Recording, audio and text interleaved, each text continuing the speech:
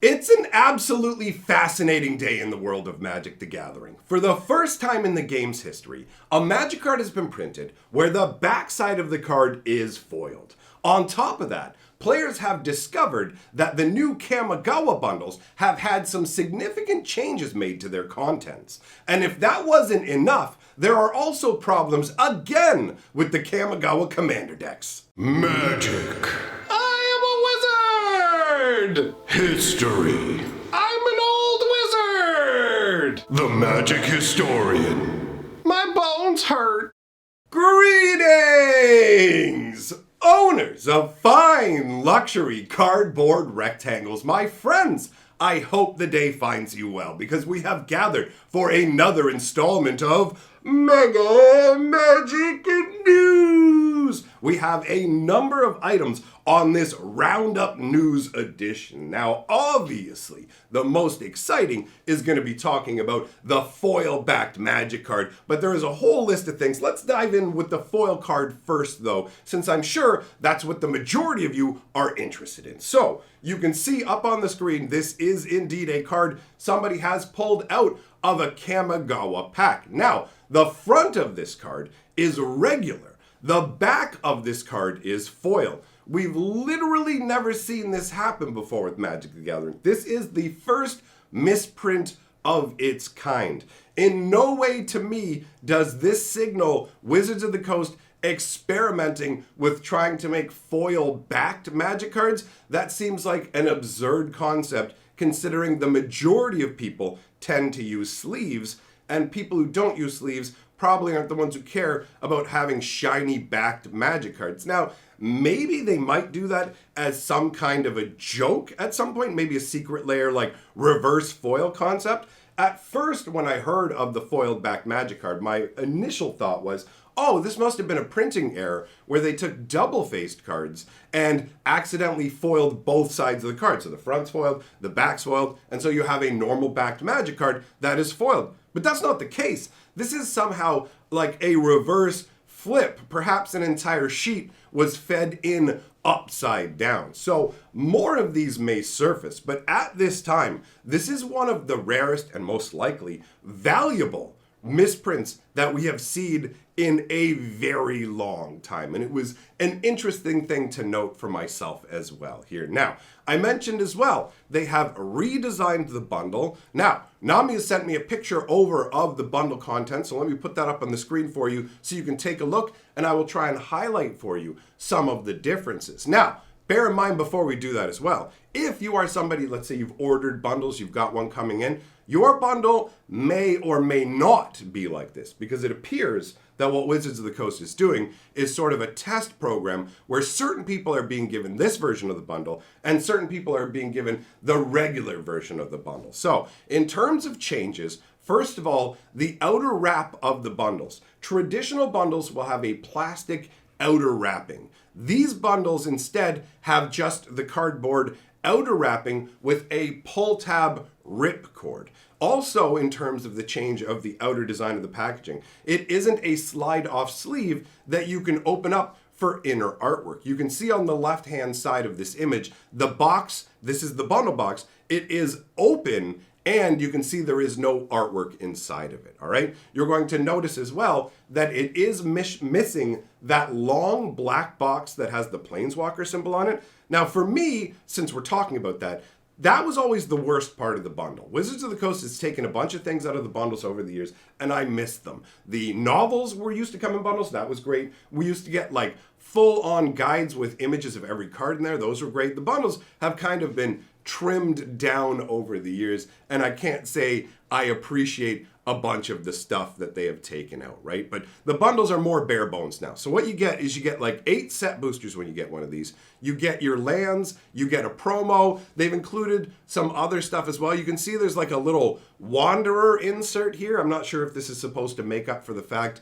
that the bundle wrapping doesn't have the art inside of it anymore. I liked those. I like those fold-out arts, right? And you also got a very rugged box, but you can see that the box is still part of it, thankfully, down there underneath, right? Now, the packaging on the lands and things like that, this is actually a translucent paper packaging. So what you're looking at really mostly is Wizards of the Coast trying to reduce their packaging footprint to a degree, so obviously they can advertise themselves as being greener, and I suspect that this also cuts down on cost. I mean, not having to print artwork inside of the wraps as well and pay for the plastic outer wrapping, right? They've turned part of the packaging into the outer package and basically allows them to reduce the amount of waste, but also reduce the amount of product they're using, right? Now, the most questionable part about this new bundle, at least from the comments I've seen from people online, are the items on the far right. So this is the stuff that essentially is replacing that long black box with the white Planeswalker symbol, which to me is a garbage box. It doesn't hold magic cards properly. I'm not sure exactly what they were going for with it, but I never really found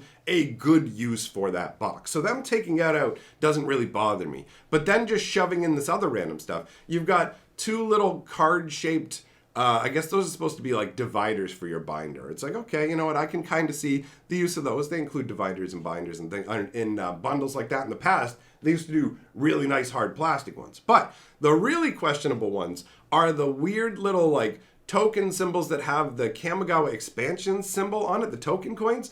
But what are those for, right? They don't say +1/+1 on them. They don't say first strike, trample, whatever else. So as far as I understand, they're literally just circular discs with the set's expansion symbol printed on them, which feels ultimately like an odd choice. So I guess it really boils down to a lottery, whether you're going to get this or the traditional style bundle if you do make the purchase. It might be dependent on where you live in the world as well. I'm not certain on that. Now, there are a few other items I want to talk about, and then we'll wrap up with the problem with the commander decks, okay? So we're just going to go through the other items I have on the list. The next is the Kamigawa official soundtrack. This was released yesterday, and I went and checked it out, and I have to say, I'm actually genuinely impressed overall.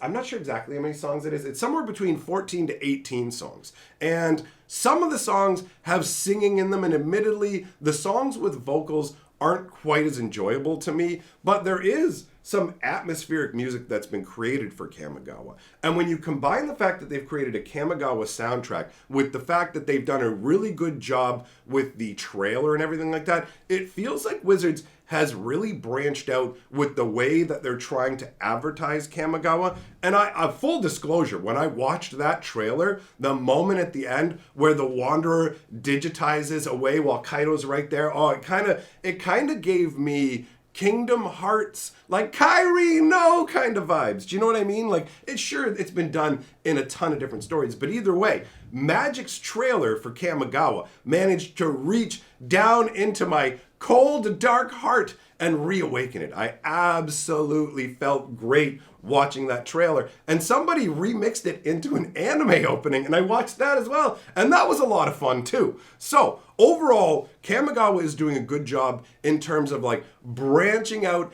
and trying some new different things. This soundtrack concept is cool. Another note on Kamigawa is that it's changed the version of imposter that we use. So there's two different ways to spell imposter, right? You either spell it ending with T-E-R or T-O-R. For all of Magic's history, up until Kamigawa, we had the T-O-R spelling. But all of a sudden in Kamigawa Neon Dynasty, now we have the imposter mech, where it's T-E-R. And I don't know really if this sort of signals a change going forwards, like from now on, Wizards of the Coast is going to use a different version of the word imposter, or if this is just one of those.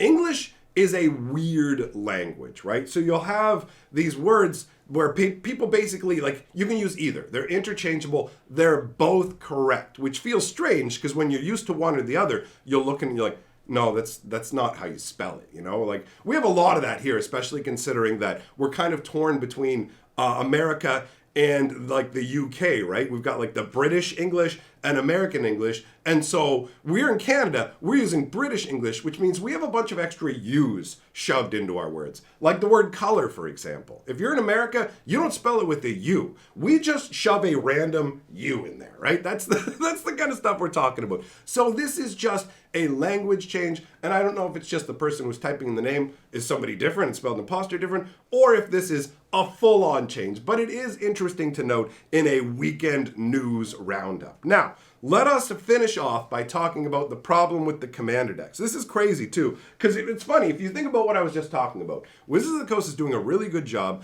of spreading Kamigawa out in terms of, here's a soundtrack, here is an AR experience, here is a great trail. Like, they're doing a lot. It feels like they put more effort into this story, bringing in the Phyrexians, and you got, Jin Gitaxias fighting against Kaido. All that kind of stuff is really, really neat. But on the other side of it, they're slipping up when it comes to the cards and making all kinds of mistakes. So the commander decks have another issue where they were advertised as having the Ukiyo-e lands in them. And now, yesterday, Wizards of the Coast came out and put a little editor's note. It said these lands were in there, but they're not. And I have a problem with situations like this. This is why, there's certain things that happen where I'm like, okay, you put foil on the back of a Magic card, you know what? Mistakes happen.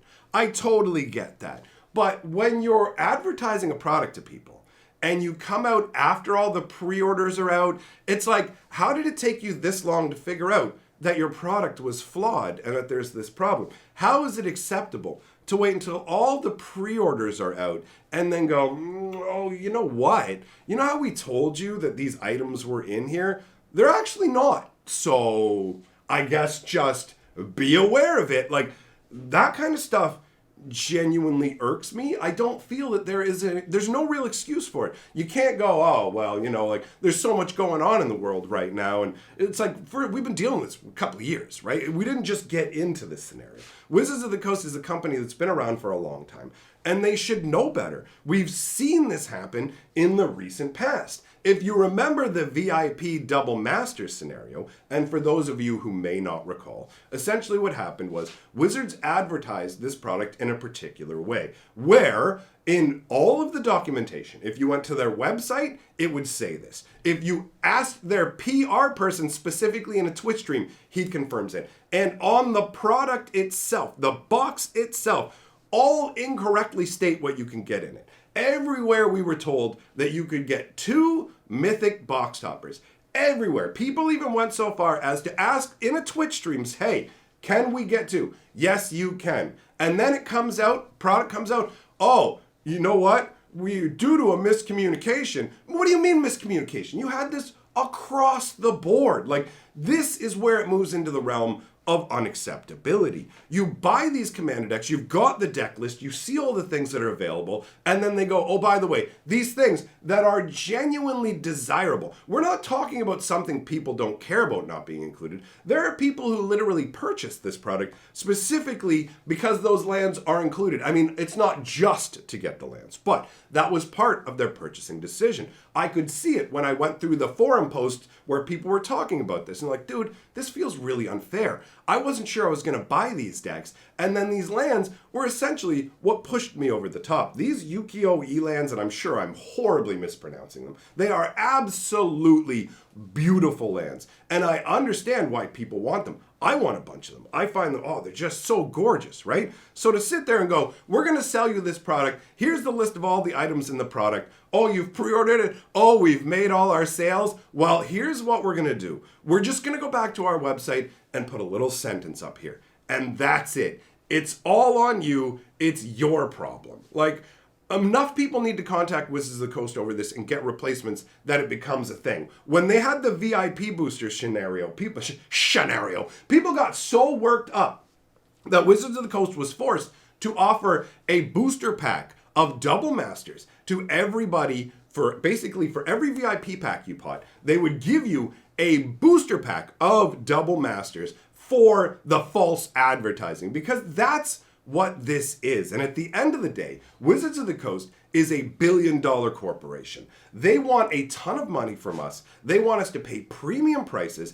They need to deliver premium products. And more importantly, they need to be 100% accurate about what we're being told. It's not legal to sell people products that don't match what you told them you were going to sell them. It's one thing to go, hey, we made our product. Some of these products are flawed in distribution and aren't up to what they were supposed to be. But this is literally all of our products don't have this thing. Look at what happened with the double Mossfire Valley. They're not doing their due diligence in terms of checking their products. And yet the prices keep going up, the amount of products keep going up, but the quality isn't keeping up. In fact, it feels like it's getting worse. It's like Wizards is going, we're ranking in like record money, record numbers, so why bother delivering a quality product? It ends up irking me, right? It's just like, this game is great, it's a lot of fun, I love it a lot,